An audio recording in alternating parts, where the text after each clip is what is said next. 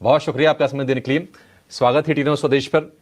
गौरांग, बहुत सारे ऐसे निवेशक होते हैं जो आईपीओ का इंतजार करते हैं, लेकिन आईपीओ पैसे लगाते नहीं हैं। वो ना सेकेंडरी मार्केट का वेट करते हैं कि अच्छा एक बार लिस्टिंग हो जाए तो रिव्यू करेंगे, उसके बाद अब सोचेंगे।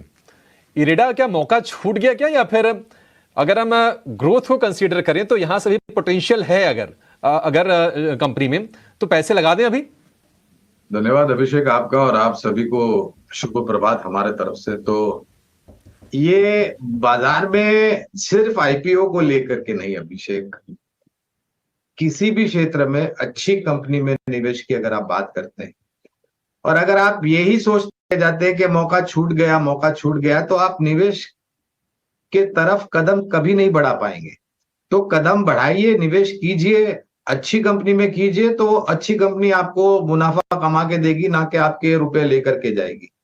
तो ये जो बात है ना, fear of missing out, FOMO जिसे हम कहते हैं अभिषेक, वो शेयर बाजार में कभी लाना नहीं चाहिए, पहली बात। दूसरी बात, आईपीओ के माध्यम के द्वारा कंपनियां एक मौका देती है निवेशकों को अपनी कंपनी में हिस्सा लेने के लिए, भागीदारी लेने के लिए, और लंबी अवधि में निवेश बनाकर। अब अगर आपके समझ में आता है और अगर आप निवेश करते हैं तो, और आपको आईपीओ में शेयर्स मिलते हैं तो आपको उसका लाभ मिलता है।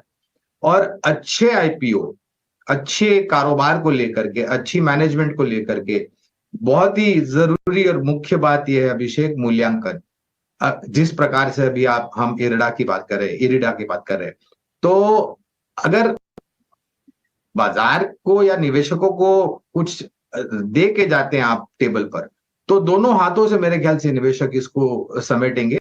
और अगर आप महंगा आईपीओ लेके आएंगे, उदाहरण के तौर पर अभी कुछ समय पहले मामा अर्थ होनोसा का आईपीओ आया था, महंगा था, नीचे का सर्किट लगा 10% का और फिर ऊपर की तरफ।